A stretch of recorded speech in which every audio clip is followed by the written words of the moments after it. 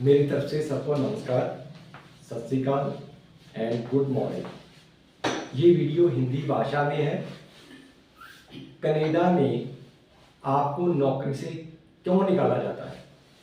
मैं काफ़ी स्टूडेंट्स को जानता हूँ जिनको फर्स्ट टाइम वहाँ पे नौकरी मिलती है, पर उनको नौकरी करने का तरीका मालूम नहीं होता है, जिसकी वजह से उनकी पहले हफ्ते में ही नौकरी से शंटिंग हो जाती है, जिसको हम कनाडा में फायर कहते हैं कि फायर कर दिया गया है। भारत में हम लोग कहते हैं कि मुअत्तल कर दिया गया है।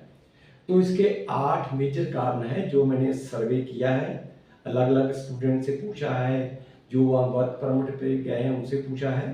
नंबर 1, ड्यूटी के ऊपर सही टाइम पे ना पहुंचना, ये सबसे बड़ी दिक्कत वाली बात है। कारण क्या है कि कनाडा में यदि 8 घंटे से ज़्यादा किसी से काम लेते हो, सैटरडे को या 9वें और 10वें घंटे के लिए उनको 1.5 गुना तनख्वाह दी जाती है। अगर आप सही टाइम पे पहले काम किए हुए कर्मचारी को रिलीव नहीं करोगे तो उसको एम्प्लॉयर को 1.5 गुना तनख्वाह देनी पड़ेगी, जो कि काफ़ी एक्सपेंसिव पड़ेगी। तो इसलिए आप यदि सही टाइम पे नौकरी पे नहीं जाओगे तो आपको नौकरी से जवाब मिल जाएगा। नंबर 2, कनाडा का एक ड्रेस कोड है। कारण क्या है कि कनाडा में एक सेफ्टी डिपार्टमेंट होता है, वो एक इंडिपेंडेंट बॉडी है। जब मर्जी किसी साइट पे छापा मार सकते हैं, आप वर्कर को वो टिकट दे सकते हैं, एम्प्लॉयर को जुर्माना लगा सकते हैं।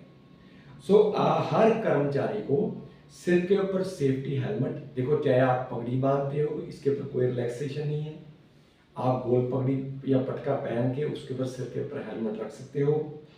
वेस्ट, वहाँ पे हर कर्मचारी को काम पे एक हाफ स्लीव बनैन पहननी पड़ती है जो अंधेरे में चमकती है, ताकि यदि आप अंधेरे में काम कर रहे हो तो आप किसी मशीनरी के लपेट में मत आ जाओ।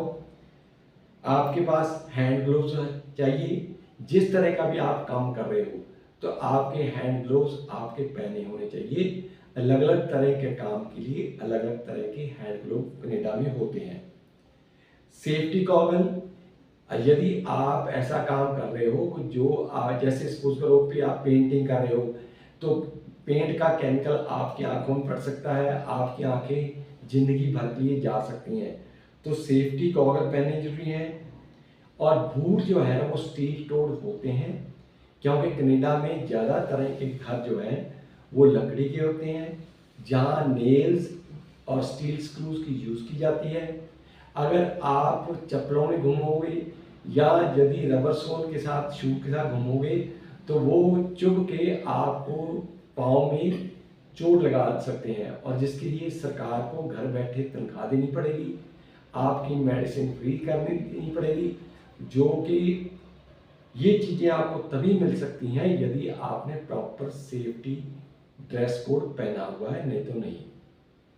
नंबर 3, यदि आप ड्यूटी के ऊपर सेल फोन यूज़ करोगे, इससे एक तो जो एम्प्लॉयर आपको इतनी मोटी तनख्वाह दे रहा है पर आवर, दूसरा जब आप बातें करोगे तो आप दूसरे जो काम कर रहे हैं उनको डिस्ट्रैक्ट करोगे।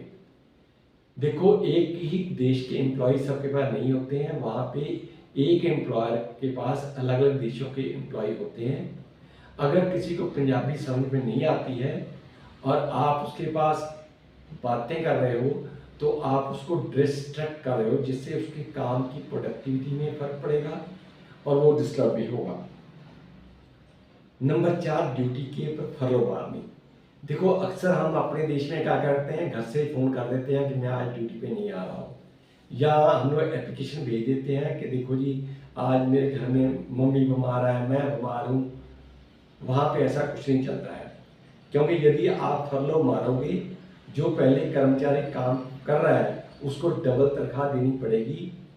9वें और 10वें घंटे की 1.5 गुना, और 11वें 12वें 13वें 14वें 15वें और 16वें के लिए उसको डबल तनख्वाह देनी पड़ेगी, जो कि एम्प्लॉयर का बहुत ज़्यादा नुकसान करेगी।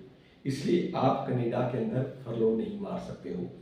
नंबर 5, अक्सर मैं देखता हूँ कि आप भारत में तो क्या है कि जब कोई भी कर्मचारी काम करता है वह गंद डाल देता है फर्श के ऊपर, दीवार खराब कर देता है।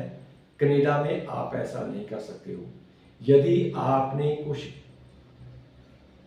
गंदगी डाली है, गार्बेज है, उसको उठाना आपका ही काम है। यदि आप केला खाना जानते हो तो आपको केले का छिलका उठाकर गार्बेज बिन में भी डालना आना चाहिए। नहीं करोगे तो नौकरी से हाथ धो बैठोगे। नंबर 6, कनाडा के अंदर चाहे आप गोरे हो, काले हो, भारत हो, पाकिस्तान के हो, बांग्लादेश के हो, नेपाल के हो, साउथ कोरिया के हो, रशियन हो, कोई भी हो, सबको बराबर की निगाहें से देखा जाता है। आप ऐसा नहीं कर सकते कि दूसरे देश, यदि कोई पाकिस्तानी है उसके साथ वहां झगड़ा कर लो। वो कानून की निगाह में आपको 5 साल की सजा हो सकती है। आप अक्सर देखते हो कि पहले गल्फ कंट्री में लोग जाते हैं, वहाँ पे गड़बड़ करते हैं, एक दूसरे की कई बार जान भी चली जाती है। फिर जब वो ब्लड मनी मांगते हैं फिर आप गवर्नमेंट को कहते हो। इन सब चीज़ों से बचिए।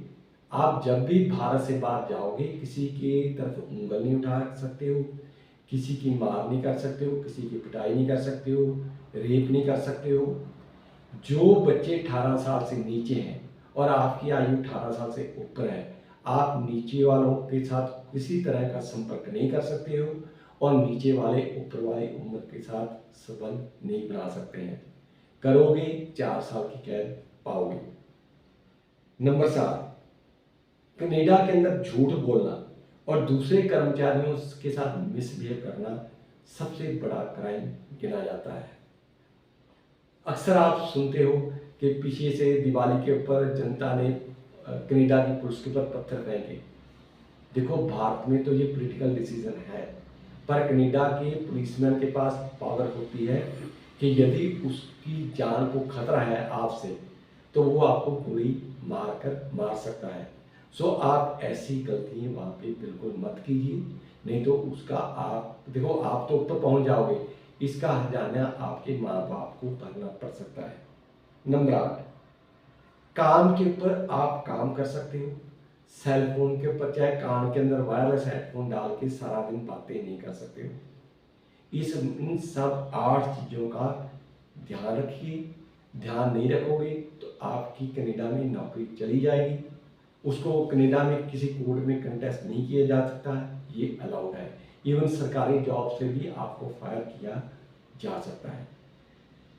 और सबसे बड़ी बात है कि जो वहाँ कनाडा में नौकरी का काम सिलेक्ट करना, मेंटेन करना, वो काम मैनेजर ह्यूमन रिसोर्सेज को दिया जाता है, जिनको भारत में हम लोग पर्सन मैनेजर के नाम से जानते हैं। जब आप दूसरी जगह पे नौकरी ढूंढने जाओगे वो पूछेगा कि आपने पहले नौकरी कहाँ की है। वहाँ के ह्यूमन रिसोर्स मैनेजर के साथ वो बात करेगा, उससे पूछ सकता है कि ये लड़का या लड़की कैसे हैं।